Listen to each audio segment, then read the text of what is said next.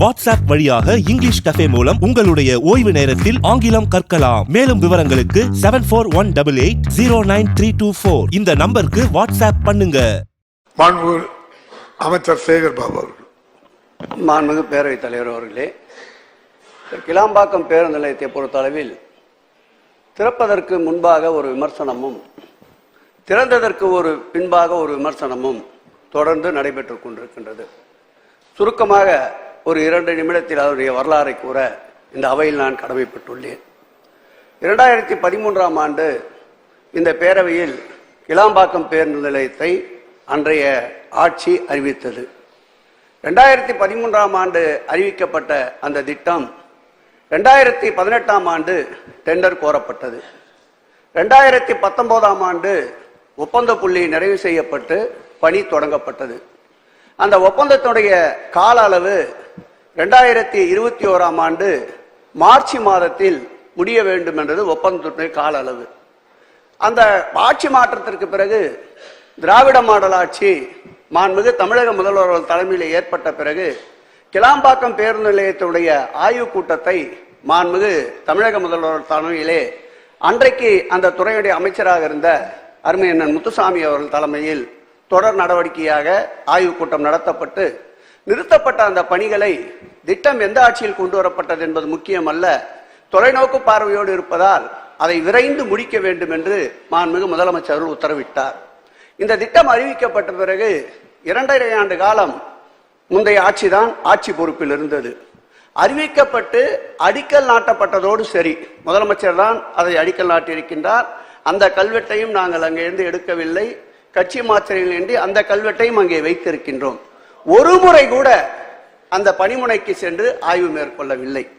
இந்த ஆட்சி ஏற்பட்ட பிறகு பார்த்தால் நானாக இருந்தாலும் சரி, அந்த துறையுடைய அமைச்சர் முந்தைய அமைச்சராக இருந்தாலும் சரி, கிட்டத்தட்ட 20க்கும் மேற்பட்ட முறை அந்த பணிமுனையிலே ஆய்வினை மேற்கொண்டிருக்கின்றோம். இது ஒரு புறம். நேற்றைக்கு கூட நம்முடைய எதிர்கட்சி தலைவர் அவர் பேட்டியிலே சொல்லுகின்ற பொழுது போதிய வசதிகள் இல்லை என்று குறிப்பிட்டிருந்தார். நம்முடைய மாண்புமிகு போக்குவரத்துறை அமைச்சர் கூட வாருங்கள் அழைத்து சென்று காட்டலாம் என்றார். இதில் ஒரு சிறிய ஒப்பீடை நான் குறிப்பிட கடமைப்பட்டிருக்கின்றேன். ஏற்கனவே கோயம்பேடிலே இயங்கிக் கொண்டிருக்கின்ற பேருந்து நிலையத்தினுடைய மொத்த பரப்பளவு 33 ஏக்கர். புதிதாக கட்டப்பட்டிருக்கின்ற கிளாம்பாக்கம் பேருந்து நிலையத்துடைய பரப்பளவு 86 ஏக்கர். இந்த 86 ஏக்கரில் முந்தைய அரசு சரியான திட்டமிடல் இல்லை என்ற காரணத்தால் பல்வேறு பணிகளை மேற்கொள்ள தவறிவிட்டது. அப்படி அவர்கள் தவறிய பணி கிட்டத்தட்ட 100 கோடி ரூபாய் அளவிற்கு இன்றைக்கு அந்த கிளாம்பாக்கம் பேருந்து நிலையத்தில் செயல்படுத்தி காட்டியிருக்கின்றோம். கடந்த நம்முடைய கோயம்பேடு பேருந்து நிலையம் என்பது 2002ஆம் ஆண்டு திறக்கப்பட்டது. அந்த பேருந்து நிலையம் திறக்கப்பட்ட பிறகு 7 ஆண்டுகள் வரை நாம் சென்னை வாசிகள் என்பதால் நன்றாக அறிந்திருப்போம், பாரிமுனை, சென்ட்ரல், எழும்பூர் போன்ற பகுதிகளில் ஆமுனி பேருந்துகள் இயக்கத்தால் போக்குவரத்து ஸ்தம்பித்திருந்தது. மக்கள் பெரிய அளவு பாதிக்கப்பட்டிருந்தார்கள். ஆனால் நம்முடைய கோயம்பேடு பேருந்து நிலையம் 2002ஆம் ஆண்டு திறக்கப்பட்டாலும் 2009ஆம் ஆண்டு தான் ஆமணி பேருந்துகள் கோயம்பேடு நிலையத்துக்கு செல்லுகின்ற நிலை இருந்தது. குறிப்பிட்டு சொல்ல வேண்டும் என்றால் 7 ஆண்டுகள் கழித்துத்தான் கோயம்பேடு பேருந்து நிலையம் திறக்கப்பட்ட பிறகு மக்கள் பயன்பாட்டிற்கு வந்தது. ஆனால் இன்றைய திராவிட மாடல் அரசு கடந்த டிசம்பர் மாதம் 30ஆம் தேதி இந்த பேருந்து நிலையம் திறக்கப்பட்டதிலிருந்து இன்றைய தினம் வரையில் கணக்கில் வைத்தால் 45 நாட்கள் ஆகின்றன. இந்த 45 நாட்களில் 2450 பேருந்துகள் தினந்தோறும் இயக்கப்படுகின்ற ஒரு நிர்வாகத்திறன் உடைய ஆட்சி இந்த திராவிட மாடல் ஆட்சி என்பதை இங்கு நான் குறிப்பிட்டு கூற கடமைப்பட்டிருக்கின்றேன். கடந்த சனிக்கிழமை அன்று அந்த ஆய்வுக்கு சென்றோம். அன்றைய தினம் மாத்திரம் பயணிகளுடைய எண்ணிக்கை எவ்வளவு என்று பார்த்தால் 1,07,000 பேர் அன்றைய ஒரு தினத்தில் பயணித்திருக்கின்றார்கள். நம்முடைய கோயம்பேடு பேருந்து நிலையத்தில் பார்த்தால் பேருந்து ஓட்டுநர்கள் அன்றைக்கு 2002ஆம் ஆண்டு வந்த தலைப்புச் செய்தியை சுட்டி காட்டுகிறேன். பேருந்து ஓட்டுநர்களுக்கு படுக்க இடம் இல்லாமல் பேருந்துகள் அடியிலே படுத்து உறங்குகிறார்கள் என்ற செய்திகள் எல்லாம் நான் கையிலே வைத்துக் கொண்டிருக்கின்றேன். எதிர்கட்சி தலைவருக்கு தருவதற்கும் தயாராக இருக்கின்றேன். ஆனால் இன்றைய நிலை அப்படி அல்ல. 3 இடங்களில் பேருந்து ஓட்டுநர்களுக்கு 300க்கும் மேற்பட்டவர்கள் தங்குவதற்குண்டான ஏற்பாடுகளை இந்த கிளாம்பாக்கம் பேருந்து நிலையத்தில் ஏற்பாடு செய்யப்பட்டிருக்கின்றது. 3 உணவகங்கள் ஏற்பாடு செய்யப்பட்டிருக்கின்றன. மருத்துவமனை ஏற்பாடு செய்யப்பட்டிருக்கின்றன. கடைகள் 47 செயல்பாட்டில் இருக்கின்றன. இந்த ஆட்சி ஏற்பட்ட பிறகு அங்கு புதிய பூங்கா 6 கோடி ரூபாய் செலவில் அமைக்கப்பட்டிருக்கின்றன. காலநிலை பூங்கா 11 கோடி ரூபாய் செலவில் 14 ஏக்கர் நிலப்பரப்பில் அமைக்கப்பட்டிருக்கின்றன. மழைக்காலத்தில் சிறிய மழைக்கு பெரிய தண்ணீர் தேங்கி நிற்கின்ற சூழ்நிலை அறிந்து 1700 மீட்டர் அளவிற்கு சுமார் 14 கோடி ரூபாய் செலவில் மழைநீர் கால்வாய் அமைக்கப்பட்டிருக்கின்றன. நுழைவாயில் கூட இல்லாத நிலையில் இருந்த அந்த பேருந்து நிலையத்திற்கு சுமார் 6 கோடி ரூபாய் செலவிலே நுழைவாயில் அமைக்கப்பட்டிருக்கின்றன. போக்குவரத்திற்காக மாற்றுப்பாதைக்காக சுமார் போலீஸ் அகாடமி சாலை, நெடுமஞ்சேரி சாலை ஆகிய சாலைகளில் 8 கிலோமீட்டர் அளவிற்கு நம்முடைய வனத்துறையினுடைய அனுமதியோடு புதிய தார் சாலைகள் இந்த ஆட்சி ஏற்பட்ட பிறகு டெண்டர் கோரப்பட்டு அந்த பணிகள் நிறைவுற்றிருக்கின்றன. அதே போல் புதிதாக நடைமேம்பாலம் சுமார் 60 கோடி ரூபாய் அளவிற்கு இன்றைக்கு டெண்டர் கோரப்பட்டிருக்கின்றன. அதே போல் கிளாம்பாக்கத்திற்கு என்று ஒரு ரயில் நிலையம் அமைப்பதற்கு ரூபாய் 20 கோடி அளவில் ரயில்வே துறைக்கு ஒப்படைக்கப்பட்டு இன்றைக்கு அந்த பணிகள் துவக்கப்பட்டு 6 மாத காலத்தில் நிறைவேற இருக்கின்றன. நிரந்தர தீர்வாக மெட்ரோ ரயில் அமைப்பதற்குண்டான திட்டங்களையும் மாண்புமிகு தமிழக முதலமைச்சர் அவர்கள் உத்தரவிட்டதின் பேரில் இன்றைக்கு அந்த பணிகளும் நடைபெற்றுக் கொண்டிருக்கின்றன. குறிப்பிட்டு கூற வேண்டும் என்றால் கிளாம்பாக்கம் பேருந்து நிலையத்தை பொறுத்தளவில் எதிர்கட்சி தலைவருடைய நேற்றைய குற்றச்சாட்டிற்கு பதில் சொல்வதென்றால் இதுவரையில் பயணிகள் யாரும் கழிப்பறை இல்லை என்று புகார் சொல்லவில்லை, குடிநீர் வசதி இல்லை என்று புகார் சொல்லவில்லை, உணவு இல்லை என்று புகார் சொல்லவில்லை, குழந்தைகளுக்கு பால் இல்லை என்று புகார் சொல்லவில்லை. இந்த பேருந்து நிலையத்தை பொறுத்தளவில் இரவு நேரத்தில் ஏற்படுகின்ற 12 மணிக்கு மேல் 4 மணிக்குள்ளாக வருகின்ற அந்த பயணிகளுக்கு உண்டான பேருந்து வசதி இல்லை என்பதால் சில ஊடகங்களால் திட்டமிட்டு பரப்பப்படுகின்ற பிரச்சனையை தவிர கிளாம்பாக்கம் பேருந்து நிலையத்தை பொறுத்தளவில் 100% பயன்பாட்டிற்கு இன்றைக்கு எடுத்துக் கொள்ளப்பட்டிருக்கின்றன. அதோடு மட்டுமல்லாமல் கோயம்பேடியிலே இயக்கப்பட்ட பேருந்து நிலையத்தில் பார்த்தால் பயணிகளுக்கு உண்டான சுமைகளை கொண்டு செல்வதற்கு அன்றைக்கு டிராலிகள் இல்லை. இன்றைக்கு டிராலி வசதி இந்த பேருந்து நிலையத்தில் ஏற்பாடு செய்யப்பட்டிருக்கின்றது. அதே போல் நடக்க முடியாதவர்கள், வயது முதிர்ந்தவர்களுக்கு பஸ்ஸை பிடிப்பதற்கு சற்று 200 மீட்டர் தூரம் இருப்பதை அறிந்து உடனடியாக 12 பேட்டரி கார்கள் அங்கே பொருத்தப்பட்டிருக்கின்றன. நடைமேம்பாலம் பொருத்தப்பட்டிருக்கின்றன. மின்தூக்கி வசதி பொருத்தப்பட்டிருக்கின்றன. இவை அத்தனையும் இருந்தும் தூங்குபவர்களை எழுப்பலாம், தூங்குபவர்களை போல நடிப்பவர்களை எழுப்ப முடியாது. ஒரே ஒரு உறுத்தல் இந்த கிளாம்பாக்கம் பேருந்து நிலையத்தை பொறுத்தளவில் எதிர்கட்சியுடைய சாடலுக்கு என்ன என்று நான் நினைத்து பார்த்தேன். இவ்வளவு ஆசியா கண்டத்திலேயே சிறப்பு வாய்ந்த பேருந்து நிலையம், அனைத்து நவீன வசதிகளோடு இருக்கின்ற பேருந்து நிலையம், நம்முடைய விமான நிலையம் கூட திறக்கப்படுகின்றது. ஆனால் 6 மாதம் 1 ஆண்டுகள் கழித்துத்தான் அந்த விமான நிலையத்துடைய செயல்பாடுகள் செயல்பாட்டிற்கு வருகின்றன. அண்மையிலே கூட பிரதமர் திருச்சியிலே விமான நிலையத்தை திறந்து வைத்தார். இதுவரையில் விமான நிலையம் முழு பயன்பாட்டிற்கு வருவதில்லை. ஆனால் நம்முடைய திராவிட மாடல் ஆட்சியிலே மாண்புமிகு தமிழக முதல்வர் அவர்கள் சொல்வதை செய்வார், செய்வதை சொல்வார் என்பதற்கு ஒரு எடுத்துக்காட்டாக இன்றைக்கு கிளாம்பாக்கம் பேருந்து நிலையம் அமைந்திருக்கின்றது. ஒட்டுமொத்த உறுத்தலை கணக்கிட்டு பார்த்தோம், என்னதான் இருக்கும். இப்படிப்பட்ட சிறப்பு வாய்ந்த ஒரு பேருந்து நிலையம் முதல் கட்டமாக துவக்கப்படுகின்ற போது சிறு சிறு பிரச்சனைகள் இருப்பது இயல்பு. காலப்போக்கில் அதை எல்லாம் அறிந்து சரி செய்து விடலாம்.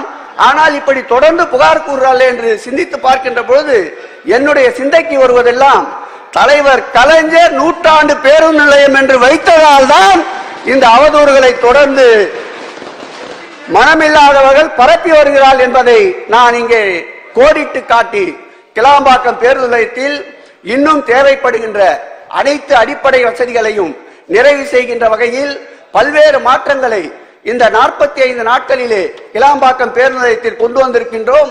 வேண்டுமென்றால் சட்டமன்றத்திலே இருக்கின்ற அனைத்து கட்சியை சார்ந்த உறுப்பினர்களும் வாருங்கள், நாங்கள் கிளாம்பாக்கம் பேருந்து நிலையத்திற்கு எதிர்கட்சி தலைவர் உட்பட அனைவரையும் அழைத்து செல்கிறோம். மேலும் நீங்கள் என்னென்ன தேவை என்று கூறுங்கள், மாண்புமிகு தமிழக முதல்வர் கவனத்திற்கு கொண்டு சென்று முழுமையாக உங்களுடைய தேவைகளையும் நிறைவேற்ற இந்த அரசு தயாராக இருக்கின்றது. ஆகவே கிளாம்பாக்கம் பேருந்து நிலையம் சிறு சிறு தேவைகளை முழுமையாக பூர்த்தி செய்து தொலைநோக்கு பார்வையோடு சென்னை மக்களுடைய நெரிசலை குறைப்பதற்கு, அது பயன்பாட்டிற்கு வருவதற்கு அனைத்து தரப்பினரும் ஒத்துழைப்பை நல்க வேண்டும் என்று கேட்டுக்கொண்டு அமர்கின்றேன். மாண்புமிகு பேரவைத் தலைவர் வாயிலாக கேட்டவர்களுக்குண்டான தலைவர் இருந்துகிறார், கேட்டவர்களுக்குண்டான பதிலாக இதை நான் பதிவு செய்ய கடமைப்பட்டிருக்கின்றேன். மாண்புமிகு எதிர்க்கட்சித் தலைவர். மாண்புமிகு பேரவைத் தலைவர்களே, மாண்புமிகு அறநிலைத்துறை அமைச்சர் அவர்கள் பேசுகின்ற பொழுது என்னுடைய பெயரை சொல்லி பேசினார். நாங்கள் விட்ட அறிக்கையை பார்த்தாவே புரிந்து கொள்ளலாம். அங்கே இருக்கின்ற சிறு சிறு பிரச்சனைகளை சரி செய்ய வேண்டும் என்றுதான் அறிக்கை விட்டிருக்கின்றேன். அவரும் அதைத்தான் இங்கே தெரிவித்திருக்கிறார். ரெண்டு பேரும் ஒத்த கருத்து. நாங்கள் அதைத்தானே சொல்லியிருக்கிறோம். நீங்க அவசரத்தில் போய் திறந்துட்டீங்க. இந்த சிறு சிறு பிரச்சனை எல்லாம் தீர்த்து முழுமையான அடிப்படை வசதிகளை பயணிகளுக்கு செய்து கொடுத்து திறக்கப்பட்டிருந்தால் இந்த பிரச்சனை வந்திருக்காது. ஏன்னா அவர் நடு ரோட்ல வந்து ஆர்ப்பாட்டம் பண்ணிட்டு இருக்கிறாங்க. இது எல்லா ஊடகத்திலையும் வந்திருக்குது, பத்திரிகையிலும் வந்திருக்குது. அதே போல பேட்டி கொடுத்திருக்கிறாங்க. இதையெல்லாம் மாண்புமிகு அமைச்சர் பார்த்தாரா இல்லையா என்று தெரியவில்லை. ஊடகத்தில் வந்த செய்திகள், பத்திரிகையில் வந்த செய்திகள், மக்கள் சாலையிலே வந்து படுத்து ஆர்ப்பாட்டம் செய்த காட்சிகள் எல்லா தொலைக்காட்சியிலும் வந்திருக்குது. ஆகவே அப்படிப்பட்ட சிறு சிறு பிரச்சனைகள் எல்லாம் சரி செய்து பயணிகளுக்கு எவ்வித பிரச்சனையும் இல்லாமல் பயணம் மேற்கொள்வதற்குண்டான வசதி செய்து கொடுக்க வேண்டும் என்பதுதான் எங்களுடைய கருத்து. அந்த அடிப்படையில் தான் நாங்கள் அறிக்கையில் விட்டோம். அது ஊடகத்தில் அந்த செய்தியை தெரிவிச்சிருக்கிறோம். மாண்புமிகு அமைச்சர் அவசரப்பட்டு இந்த பேருந்து நிலையத்தை திறந்து விட்டதாக சொல்லுகிறார். அவர்கள் செய்ய தவறிய காரியத்தை இந்த ஆட்சி செய்திருக்கின்றது. அவர்களுடைய ஒப்பந்த காலம் என்பது 2021 ஆண்டு மார்ச் 13ஆம் தேதியோடு அந்த பணியினுடைய பணி நிறைவு ஒப்பந்தம் கோரப்பட்டிருந்தது. அவர்கள் காலத்தில் 30% பணிகள் தான் முடித்திருந்தார்கள்.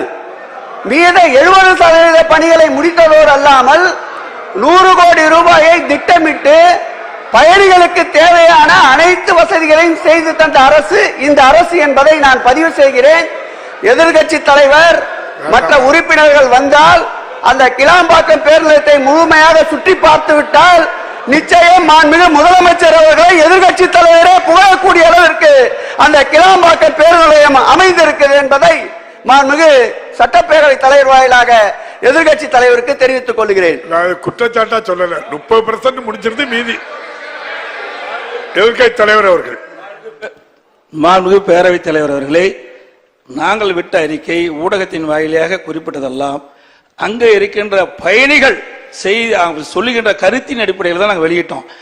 ஏன் மாண்பு உறுப்பினருக்கு தெரியும், இங்க இருக்கிற அமர்ந்திருக்கிற உறுப்பினர்களுக்கும் தெரியும், தங்களுக்கும் தெரியும்.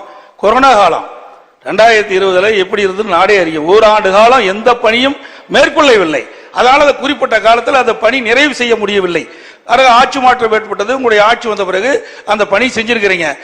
மக்கள் கேட்பது முழுமையான பணிகள் முடிந்த பிறகு திறக்கப்பட்டிருந்தால் இந்த பிரச்சனைக்கு இடமளிக்காமல் இருந்திருக்கலாம். இதைத்தான் நான் குறிப்பிடுறேன். நீங்களே சொல்லியிருக்கிறீங்க சிறு சிறு பிரச்சனை இருப்பது, நீங்களே அவையில பேசியிருக்கிறீங்க. அந்த சிறு சிறு பிரச்சனைகளையும் தீர்க்கப்பட்டு முழுமையாக பணி நிறைவு பெற்ற பிறகு இந்த பேருந்து நிலையத்தை திறக்கப்பட்டிருந்தால் இந்த விவாதமே நடைபெற்றிருக்காது. அதைத்தான் நான் குறிப்பிட்டு அறிக்கை வெளியிட்டிருக்கிறோம். மாண்புமிகு அமைச்சர் போதுமே. நீங்க பேரவைத் தலைவர் அவர்களே, மாண்புமிகு முதலமைச்சர் அவர்கள். மாண்புமிகு பேரவைத் தலைவர் அவர்களே, எதிர்கட்சி தலைவர்கள் சொன்னது போல சிறு சிறு பிரச்சனைகள் மட்டுமல்ல, பெரும் பெரும் பிரச்சனைகள் எல்லாம் இருந்தது. அதையும் தீர்த்து வைத்து தான் திறந்து வைத்திருக்கிறோம். அவரே சொல்லி இருக்கிறார், இன்னும் ஏதேனும் பிரச்சனை இருந்தால் சொல்லுங்கள், நேரடியாக வாருங்கள், அழைத்து செல்கிறோம். நீங்கள் சொல்லுகிற குறைகளை கூட நாங்கள் தீர்த்து வைக்க காத்திருக்கிறோம் என்றுதான் பெருந்தமையாக சொல்லி இருக்கிறார். எனவே இத்தோடு இந்த பிரச்சனையை முடித்துக் கொள்ளுமாறு கேட்டுக்கொள்கிறேன். விநாயகன் 9 மாண்புமிகு உறுப்பினர் ரா கருமாணிக்கம், மாண்புமிகு இந்து சமய மற்றும் அறநிலைத்துறை அமைச்சர் அவர்கள். மாண்புமிகு பேரவைத் தலைவர் அவர்களே, மாண்புமிகு உறுப்பினர் கோரியுள்ள நவாபாசன நவகிரக கோயிலில் படித்துறை மதகினையும் தங்கும் விடுதியையும் ஏற்படுத்தி தர வேண்டும் என்று கோரியிருக்கின்றார். படித்துறை மதகினை பொறுத்தளவில் ரூபாய் 57 லட்சம் செலவில் ஒப்பந்தம் கோரப்பட்டு ஒப்பந்தம் இறுதி செய்யப்பட்டு இன்றைக்கு அதற்கு பணியாணை வழங்கப்பட்டிருக்கின்றது. மாண்புமிகு உறுப்பினர் அவர்கள் சட்டமன்றம் முடிந்தவுடன் ஊருக்கு திரும்பியவுடன் அந்த படித்துறை மதகினை கட்டுகின்ற பணியை உடனடியாக தொடங்கலாம் என்பதை அவருக்கு அன்போடு தெரிவித்துக் கொண்டு, அவர் கோரிய பக்தர்களுடைய விடுதி என்பது அது கடற்கரையை ஒட்டி வருகின்ற பகுதி என்பதால் முறையாக அந்த துறையிடம் அனுமதி பெற வேண்டியிருக்கின்றது. ஏற்கனவே துறையின் சார்பில் அதற்குண்டான திட்டம் தயாரிக்கப்பட்டிருக்கின்றது. காலனி பாதுகாப்பிடை, அறைகள் பாதுகாப்பும் இடம், அதே போல் மொட்டை அடிப்பதற்குண்டான மண்டபம், அதே போல் பக்தர்கள் குளியல் அறை போன்றவைகளுக்கு ஏற்கனவே ஒப்பந்தம் கோருவதற்காக திட்டம் தயார் நிலையில் இருக்கின்றது.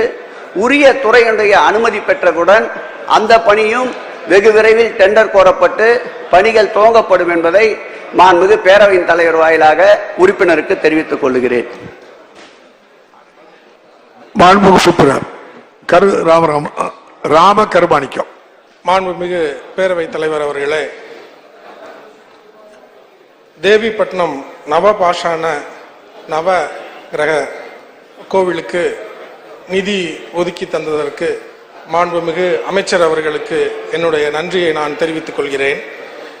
அதே போல அங்கே ராமேஸ்வரம் கோவிலுக்கு செல்லக்கூடிய பக்தர்கள், பெரும்பாலான பக்தர்கள் இந்த நவபாஷான கோவிலுக்கும் வந்து வழிபடக்கூடிய நிலை இருக்கிறது. ஆதலால் அங்கே செய்ய வேண்டிய பணிகளை விரைந்து எவ்வளவு நாட்களுக்குள் செய்து முடிப்பார்கள் என்பதை தங்கள் வாயிலாக அறிய விரும்புகிறேன். மாண்புமிகு அமைச்சர் அவர்கள். மாண்புமிகு உறுப்பினர் அவர்கள், ஏற்கனவே 57 லட்சம் ரூபாய் செலவில் அங்கே நடைபாதை அமைப்பது போன்ற 8 பணிகளுக்கு ஒப்பந்தம் கோரப்பட்டு ஒப்பந்தம் இறுதி செய்யப்பட்டு ஆணையாளர் அவர்களே அனுமதியும் தந்துவிட்டார்கள். அந்த கால அளவு என்பது 9 மாத காலங்கள். ஆகவே நீங்கள் ஊருக்கு திரும்பியவுடன் உடனடியாக அந்த பணிகளை துவக்குகின்ற பூமி பூஜை என்று சொல்லுகின்ற அந்த பூஜையை ஆரம்பித்து விடுங்கள். அந்த 9 மாத காலத்திற்குள் அந்த பணிகளை நிறைவு செய்வதற்குண்டான தொடர்ந்து அந்த பணிகளை குறித்து கண்காணித்து அந்த பணிகளை ஒப்பந்த கால அளவிற்குள் முடித்து தரப்படும் என்பதை பேரவைத் தலைவர் வாயிலாக உறுப்பினருக்கு தெரிவித்துக் கொள்கிறேன். வாட்ஸ்அப் வழியாக இங்கிலீஷ் கஃபே மூலம் உங்களுடைய ஓய்வு நேரத்தில் ஆங்கிலம் கற்கலாம். மேலும் விவரங்களுக்கு 7418809324 இந்த நம்பருக்கு வாட்ஸ்அப் பண்ணுங்க.